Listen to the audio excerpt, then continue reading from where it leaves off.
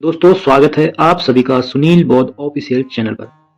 तो दोस्तों आज हम बात करेंगे 26 जनवरी के बारे में। आखिर 26 जनवरी क्यों बनाई जाती है? वैसे तो आप सभी को पता होगा कि इस दिन हमारा संविधान लागू हुआ था, इसलिए हम 26 जनवरी को बनाते हैं। लेकिन दोस्तों संविधान 26 नवंबर 1949 को ही बन के तैयार हो गया था। फिर आखिर 2 महीने बाद यानी कि 26 जनवरी को संविधान क्यों लागू किया गया था, इसकी क्या विशेषताएं थी और यह संविधान किसने बनाया, किसकी अध्यक्षता में यह संविधान बना, कितने सदस्य थे, कितना समय लगा इस संविधान को बनने में, पूरी डिटेल के साथ बात करेंगे। बने रहें वीडियो पर और पहली बार वीडियो देख रहे हैं चैनल को सब्सक्राइब करके अपने छोटे भाई को सपोर्ट जरूर करें। तो चलिए करते हैं वीडियो को शुरू।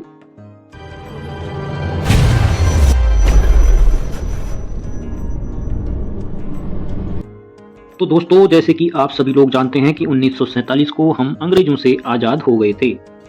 उस दिन को हम इंडिपेंडेंस डे बनाते हैं यानी कि स्वतंत्रता दिवस बनाते हैं। लेकिन दोस्तों जब हमारा देश आज़ाद हुआ था तब उस समय अंग्रेजों ने कहा था हम सभी लोग फाइनली भारत को छोड़कर तब जाएंगे जब भारत का संविधान बनकर तैयार हो जाएगा। तो दोस्तों उस समय के सभी महान लोगों ने संविधान को 1946 से बनाना शुरू किया और 1949 में जाकर पूरा हुआ। इसी तरह हमारा संविधान 26 नवंबर 1949 को पूरी तरह तैयार हो चुका था। इसीलिए दोस्तों 1949 को संविधान दिवस कहलाता है और संविधान दिवस मनाया जाता है। और इसी के ठीक 2 महीने बाद 26 जनवरी को हम अपना रिपब्लिक डे बनाते हैं यानी कि हम गणतंत्र दिवस बनाते हैं।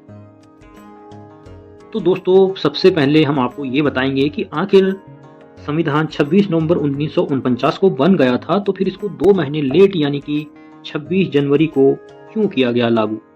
तो दोस्तों जिस समय हमारा संविधान बन रहा था उस समय हमारा भारत अखंड भारत था यानी कि बांग्लादेश पाकिस्तान सब हमारे भारत में ही सम्मिलित थे यानी कि हमारा भारत अखंड भारत था।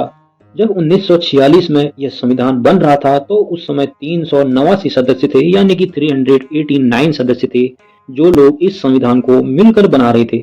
लेकिन 1 साल बाद ही पाकिस्तान का विभाजन हो गया। कुछ लोग जो चुनकर संविधान को बना रहे थे वह लोग पाकिस्तान चले गए। जब 1947 में पाकिस्तान का विभाजन हो गया भारत से तब दोस्तों 299 सदस्य ही बच गए थे। तो दोस्तों जब फाइनली संविधान बनके तैयार होने वाला था तब तक 284 सदस्य बचे थे यानी कि 299 सदस्यों में से जो बचे सदस्य थे वह लोग उनका देहांत हो चुका था। तो बचकर जो संख्या थी वो 284 लोग फाइनल में बचे हुए थे। तो दोस्तों जो ओरिजिनल संविधान है भारत का वह जो है 13 केजी का है और उस ओरिजिनल संविधान में भारत के 284 लोगों के हस्ताक्षर हुए हैं। दोस्तों जो 284 सदस्य हैं उनमें से 15 महिलाएं भी थी जो बात की हर जगह नहीं आपको मिलेगी। दोस्तों संविधान बनाने में कुल 13 समितियों का गठन किया गया था। इन सभी समितियों में सबसे प्रमुख समिति जिसका नाम था प्रारूप समिति, जिसको अगर हम इंग्लिश में कहें तो ड्राफ्टिंग कमेटी कहा जाता है। तो दोस्तों इस ड्राफ्टिंग कमेटी के अध्यक्ष थे बाबा साहब भीमराव अंबेडकर जी। दोस्तों इस संविधान सभा की अध्यक्षता कर रहे थे राजेंद्र प्रसाद और संविधान के जो सलाहकार थे वो थे BN राव जी। दोस्तों इस संविधान को बनने में 2 साल 11 महीने 18 दिन का समय लगा था।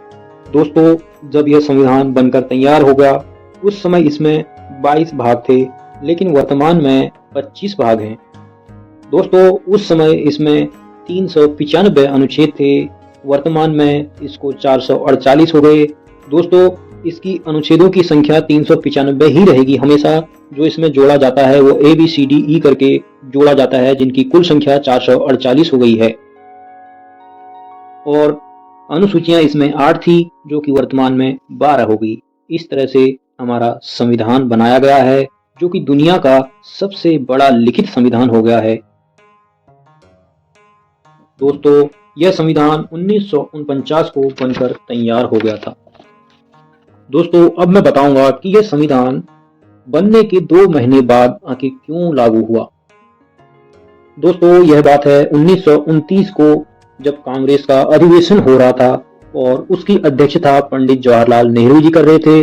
दोस्तों, पंडित जवाहरलाल नेहरू जी ने पूर्ण स्वराज की घोषणा कर दी और अंग्रेजों को भारत छोड़कर जाने की बात कही और अपने लोगों को कहा, अब हमें अंग्रेजों से झुकने की कोई जरूरत नहीं है।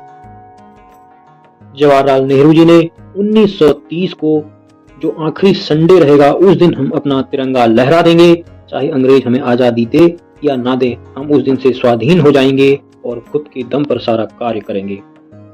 तो दोस्तों, उस दिन को मिनी आजादी भी कहा जाता है। उसी दिन से भारत के हम सभी लोग स्वाधीनता दिवस बनाने लगे और जब अंग्रेज इस बात से चिढ़ने लगे तो तब जवाहरलाल नेहरू जी ने कहा, अब यह स्वाधीनता दिवस हम हर साल इसी दिन को बनाएंगे और हर साल इसी दिन को बनाया गया। और इसीलिए कि 1930 को हम सभी लोग स्वाधीन हो गए थे, तो इस दिन का महत्व को खत्म ना करने के लिए संविधान को 2 महीने लेट कर दिया गया, ताकि उसी दिन से हम अपने संविधान को लागू करके उस दिन को भुला न पाएं। इसीलिए 26 जनवरी को हमारा संविधान को लागू किया गया और इसी प्रकार हम अपने स्वाधीनता दिवस को भी बचाने में कामयाब रहे। तो दोस्तों, आप सभी को गणतंत्र दिवस की बधाई एवं शुभकामनाएं। जय भीम, जय भारत। मिलते हैं अगली वीडियो पर। तो दोस्तों, चैनल को सब्सक्राइब जरूर करें।